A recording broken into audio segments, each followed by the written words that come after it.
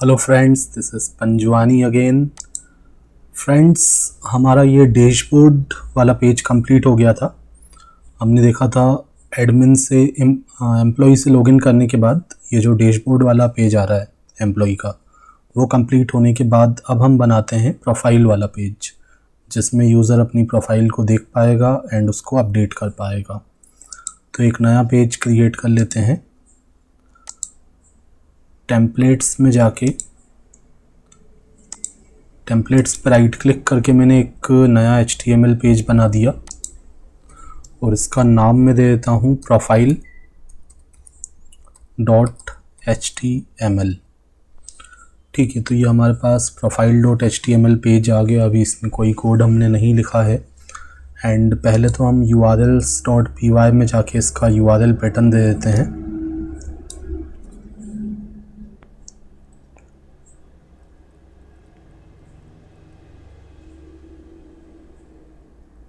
ठीक है, तो इसका हम URL पैटर्न प्रोवाइड कर देते हैं।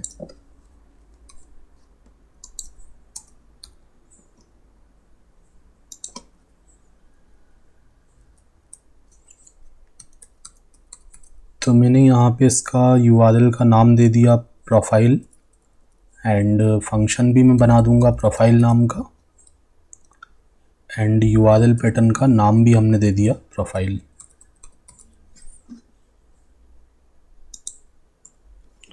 ठीक है, अब इस नाम का फंक्शन क्रिएट कर लेते हैं। तो यहाँ पे मैं क्या करता हूँ, जो हमारा रजिस्ट्रेशन वाला पेज था उसको मैं कॉपी कर लेता हूँ। कॉपी करके मैं यहाँ पे इसको पेस्ट कर देता हूँ। ओके,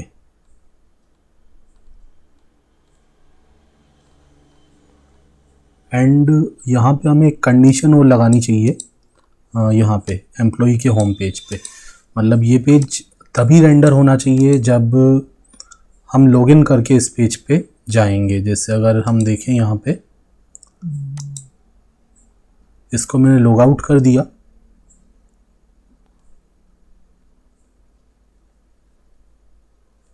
ओके, ये इधर आ गई क्योंकि अभी हमने ये फंक्शन 2 बार बना दिया है ना, रजिस्ट्रेशन। तो पहले इसको कंप्लीट कर लेते हैं, फिर मैं आपको बताता हूँ कि यहाँ पे हमें एक कंडीशन लगानी पड़ेगी। ओके, तो चलिए पहले इसका नाम मैं दे देता हूँ प्रोफाइल।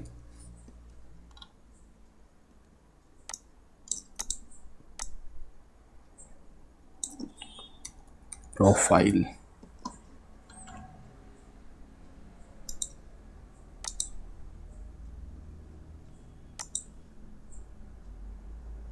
ओके, लॉग आउट का कोड भी हमने अभी नहीं किया है। तो ठीक है, पहले हम लॉग आउट फंक्शन बना लेते हैं,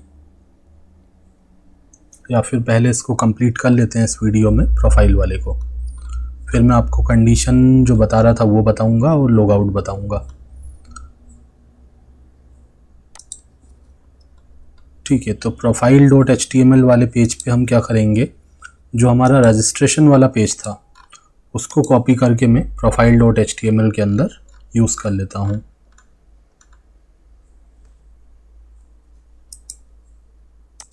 क्योंकि इसमें भी मुझे एक फॉर्म बनाना है, तो ये फॉर्म हमें मिल जाएगा रजिस्ट्रेशन वाले पेज से। एंड उसके बाद एम्प्लॉय के होम पेज में हमने एक्सटेंड किया था एम्प्लॉय बेस को, तो प्रोफाइल वाला पेज भी हमारा एम्प्लॉय के लिए है, तो यहाँ पे भी हम एक्सटेंड कर लेंगे एम्प्लॉय बेस को।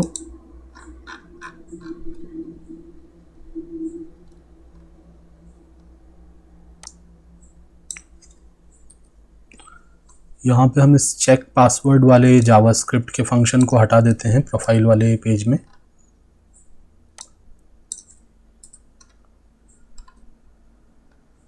सबसे पहले तो मैं यहाँ पे मैंने ब्लॉक मेन को स्टार्ट किया है, तो लास्ट में हमें इसको एंड करना पड़ेगा।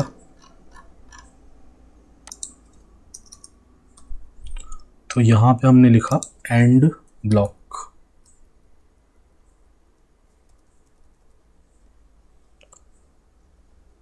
अब हम एम्प्लॉय बेस वाले पेज पे आते हैं और यहाँ पे हमारे प्रोफाइल वाले पेज का लिंक दे देते हैं। अभी हमने यहाँ पे होम पेज का भी लिंक नहीं दिया है, तो यहाँ पे हमारे एम्प्लॉई होम पेज का लिंक आ जाएगा एंड उसके नीचे प्रोफाइल वाले पेज का लिंक।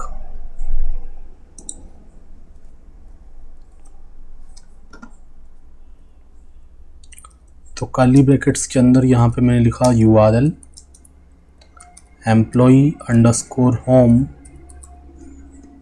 एंड सिमिलरली इसको कॉपी करके यहाँ पेस्ट कर दिया एंड यहाँ पे हमारा आ जाएगा प्रोफाइल। ठीक है, URL पैटर्न का नाम दे दिया एंड अब एक बार ओपन करके देख लेते हैं प्रोफाइल वाले पेज को। तो इस तरीके से ये साइन अप फॉर्म टाइप का यहाँ पे आ गया। अब इसमें हमें एडिट करना पड़ेगा, तो रजिस्ट्रेशन प्रोफाइल वाले पेज पे जाते हैं और यहाँ पे हम चेंजेस परफॉर्म करते हैं। कार्ड शेडो मार्जिन को थोड़ा कम कर देता हूँ, 2 कर देता हूँ। Card body H5 class use कर लिया, पैडिंग 2 एंड यहाँ पे क्रिएट एन अकाउंट की जगह मैं क्या लिख दूँगा, प्रोफाइल लिख देता हूँ।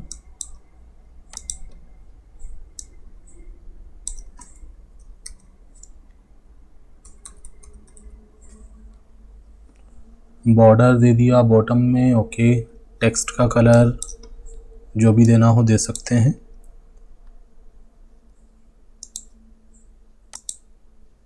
ठीक है, तो ये कुछ इस तरीके का आ गया है। अब इसमें हमें ऑलरेडी फील्ड दिखाना है, मतलब वैल्यूज इसमें ऑलरेडी फील्ड आएंगी एंड कौन कौन सी फील्ड हमें दिखाना है वो देख लेते हैं। ठीक है, फर्स्ट नेम को तो मुझे दिखाना है, फर्स्ट नेम आ जाएगा, लास्ट नेम आ जाएगा एंड उसके बाद मुझे एम्प्लॉई का कोड दिखाना है। ठीक है, and then after email ID भी हम दिखा सकते हैं। वैसे ईमेल आईडी हमें अपडेट नहीं करवाना है, तो हम इसको कॉपी कर लेते हैं और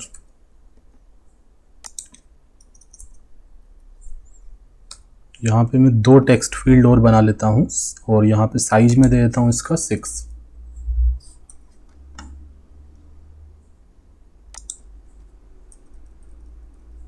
तो ईमेल आई एम्प्लॉई कोड के बाद एम्प्लॉई डेजिग्नेशन यहाँ पे हमें यूज़र से इनपुट करवाना है, जो कि हमने साइन अप करते समय नहीं दिया था।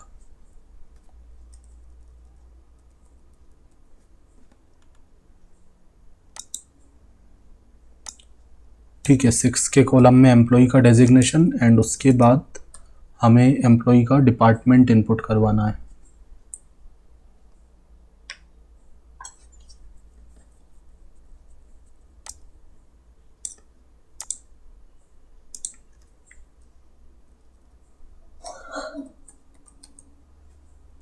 ठीक है, इसका नाम मैं दे देता हूँ डिपार्टमेंट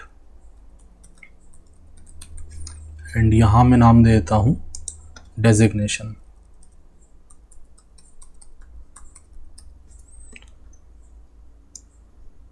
ठीक है, प्लेस होल्डर में मैंने यहाँ पे लिखा डिपार्टमेंट और यहाँ पे दे दिया डेजिग्नेशन। और इन दोनों फील्ड्स को मैं कंपलसरी तो नहीं रखना चाहता, तो रिक्वायर्ड यहाँ से हटा देता हूँ। यूज़र अगर जब तक डेटा नहीं डालेगा तो भी सबमिट करेगा तो सबमिट हो जाएगा और उस समय उसकी वैल्यू नन रहेगी।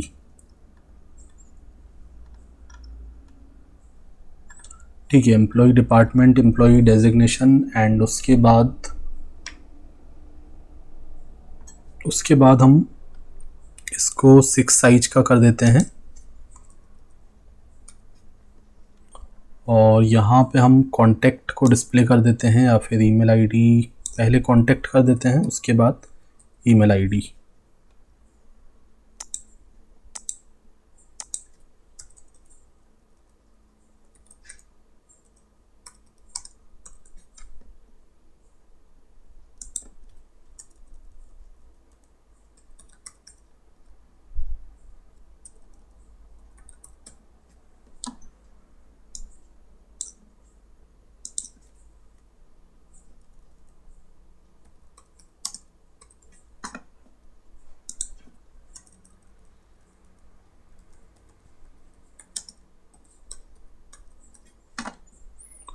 रिक्वायर्ड में यहाँ से हटा देता हूँ एंड यहाँ भी हटा देता हूँ। यहाँ पे मैं इसका टाइप दे देता हूँ टेक्स्ट और नेम हम रख देते हैं कॉन्टैक्ट। इसका नाम मैं दे देता हूँ ईमेल आईडी। और कंफर्म पासवर्ड की तो मुझे यहाँ पे कोई ज़रूरत है नहीं, तो इसको मैं हटा देता हूँ। इसकी जगह हमारा आ जाएगा ज्वाइनिंग डेट।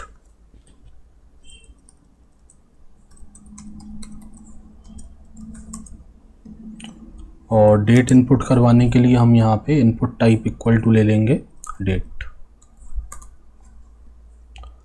नाम इसका दे दिया मैंने ज्वाइनिंग डेट का शॉर्ट फॉर्म में जे डेट।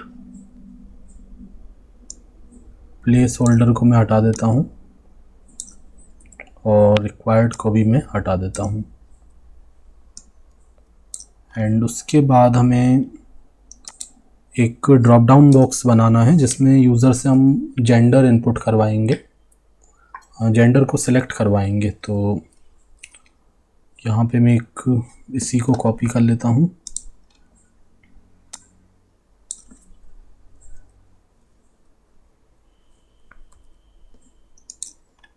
इसको कॉपी करके हमने यहाँ पे पेस्ट कर दिया एंड कॉलम का साइज दिया 6। उसके बाद फॉर्म ग्रुप एंड यहाँ पे हम लिख देंगे जेंडर। और यहाँ पे इनपुट टाइप को ना यूज़ करते हुए मैं सेलेक्ट टैग का यूज़ करूँगा। सेलेक्ट को ओपन किया, क्लोज किया। इसका हम कुछ नाम दे देंगे। इसका नेम मैंने दे दिया जेंडर। क्लास यूज़ कर लेते हैं फॉर्म कंट्रोल।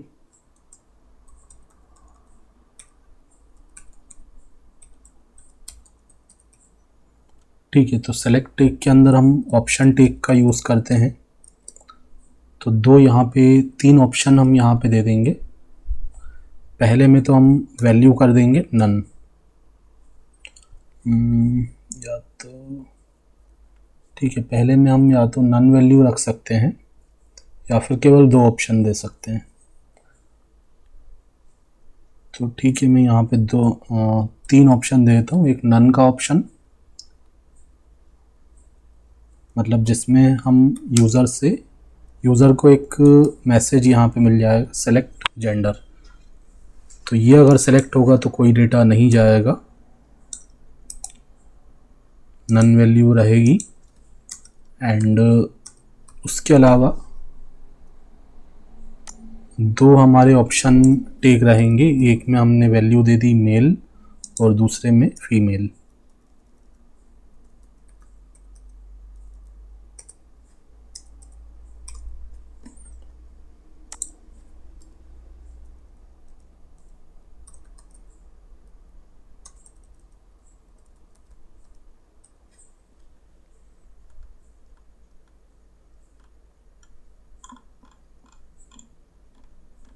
तो एक बार इसको रिफ्रेश करके देखते हैं। First name, last name, employee code, department, designation, contact number, email ID, joining date और ये जेंडर के लिए। अब इसमें जो वैल्यू यूज़र साइन अप करते समय दे चुका है वो वैल्यूज़ ऑलरेडी इसमें फिल्ड आनी चाहिए। तो हम जाते हैं प्रोफाइल वाले फंक्शन में, views.py के अंदर जो हमारा फंक्शन था उसके अंदर हम जाएंगे। तो हमें यहाँ पे डेटा गेट करना है जिस भी यूज़र ने लॉगिन किया है, ठीक है। तो उसका डेटा यहाँ पे मुझे गेट करना है।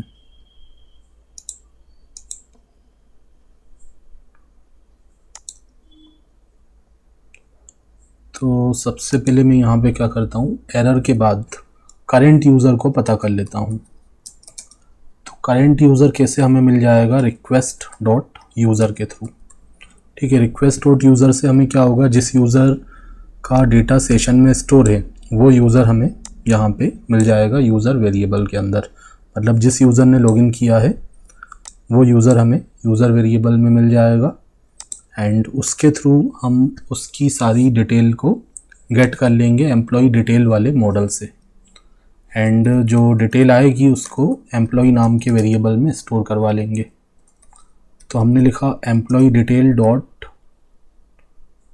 डेटा गेट करने के लिए हम क्या लिखते थे, employee dot objects dot get. अब किसी पार्टिकुलर एक रिकॉर्ड को गेट करना है तो यहाँ पे हम गेट लिखते हैं, और सारे रिकॉर्ड्स को गेट करना होता है तो ऑल लिखते थे, एंड कुछ कंडीशन के बेसिस पे गेट करना है तो फिल्टर लिखते थे। Employee detail dot objects dot get, and यहाँ पे हम लिखेंगे यूज़र इक्वल टू यूज़र। ठीक है, ये यूज़र हमने फील्ड बनाई थी यूज़र एम्प्लॉय डिटेल मॉडल में। ठीक है, तो उसको हमने कंपेयर करवाया करेंट यूज़र से। तो अगर डेटा मिलता है तो वो एम्प्लॉय वेरिएबल के अंदर आएगा, एंड उसको हम यहाँ पे पास कर देंगे लोकल्स फंक्शन के थ्रू। अब उस डेटा को हम यहाँ पे यूज़ कर सकते हैं। तो फर्स्ट नेम में हम फर्स्ट नेम को डिस्प्ले कर देते हैं, रिक्वायर्ड यहाँ से हटा देते हैं। तो डेटा इसमें कैसे हम चाहते हैं कि ऑलरेडी फिल्ड आए, उसके लिए वैल्यू एट्रीब्यूट होता है। तो यहाँ मैंने लिखा employ dot user dot first underscore name. अब जो फर्स्ट नेम हमारा रहेगा वो यूज़र मॉडल के अंदर रहेगा, एंड उसको हम गेट कर रहे हैं एम्प्लॉय मॉडल के थ्रू। तो employ dot user dot first underscore name.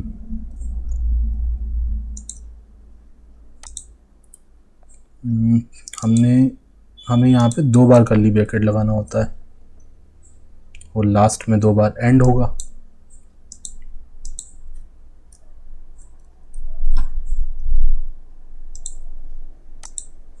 ठीक है, तो यहाँ पे फर्स्ट नेम आ गया।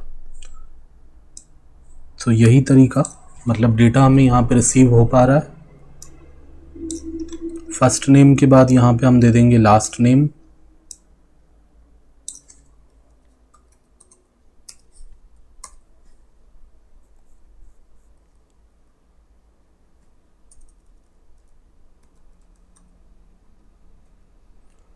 ओके, इसको मैं हटा देता हूँ यहाँ पे।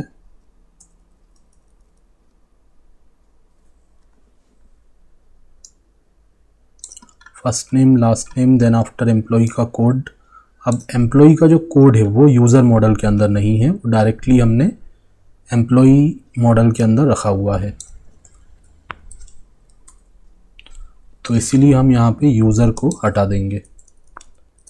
एम्प्लॉय मॉडल के अंदर हमें EMP कोड नाम का हमारा फील्ड था मॉडल्स में, मैं आपको दिखाता हूँ EMP कोड।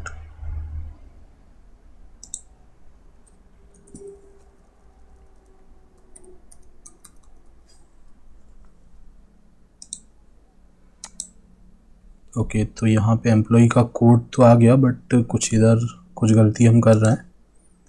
ओके, ये डबल कोट्स क्लोज नहीं किया है।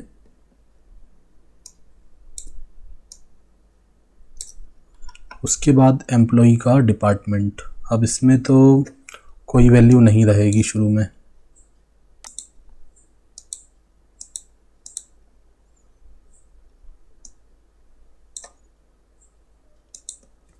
ठीक है, इसमें वैल्यू नन आ जाएगी क्योंकि हमने साइन अप करते समय इसमें कोई डेटा नहीं दिया था।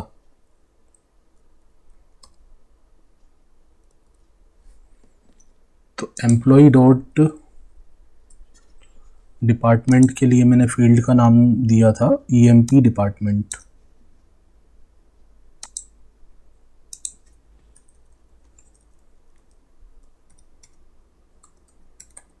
ठीक है,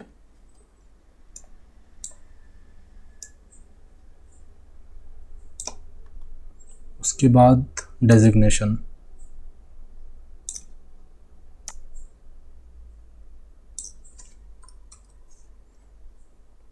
तो इसमें भी हमें यूज़र से डेटा लेना है साइन अप करते समय, इसमें कोई डेटा हमने नहीं दिया था। एंड फील्ड का नाम में अगर यहाँ पे देखता हूँ तो डेजिग्नेशन मैंने पूरा लिखा था।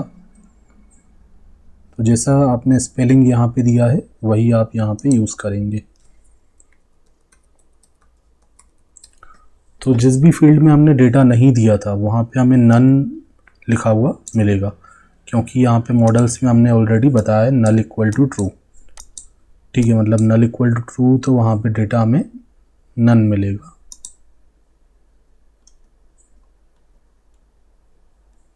ठीक है, डेटा नन मिलेगा अगर यूज़र कोई भी डेटा नहीं देता है। देन आफ्टर कॉन्टैक्ट नंबर,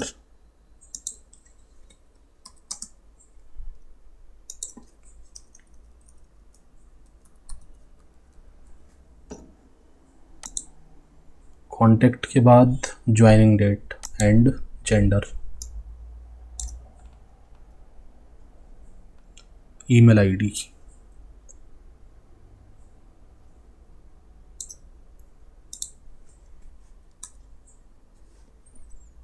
अब ईमेल आईडी हमारा यूज़र मॉडल के अंदर है, तो यहाँ मैं लिखूँगा employee.user.username।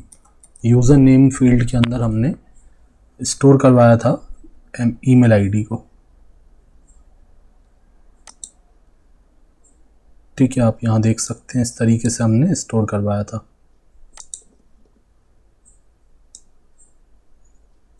ईमेल आईडी के बाद ज्वाइनिंग डेट। अब डेट को मैं यहाँ पे डिस्प्ले कर देता हूँ ब्रैकेट्स के अंदर, मतलब जो भी पहले डेट यूज़र ने दी होगी वो यहाँ पे आ जाए। बट स्टार्टिंग में साइन अप करते समय तो कोई डेट नहीं दिया था, तो यहाँ पे शुरू में पहली बार तो नन रहेगा। फिर यूज़र अगर नया डेट लेता है फॉर्म से तो वो डेट हम डिस्प्ले कर देंगे। तो यहाँ पे आ जाएगा joining date, joining date and gender.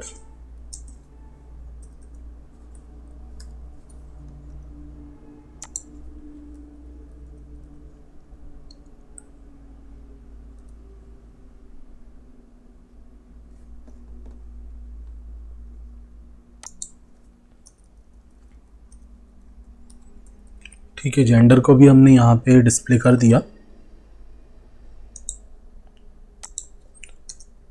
ठीक है, तो शुरू में ये बता रहा है कोई आपने जेंडर सेलेक्ट नहीं किया है, कोई ज्वाइनिंग डेट सेलेक्ट नहीं की है अभी तक, कॉन्टैक्ट में भी कुछ नहीं है।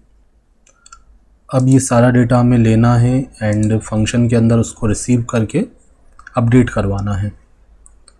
ओके, तो ये हम करेंगे नेक्स्ट वीडियो लेक्चर में। मिलते हैं नेक्स्ट वीडियो लेक्चर में। Thanks for watching.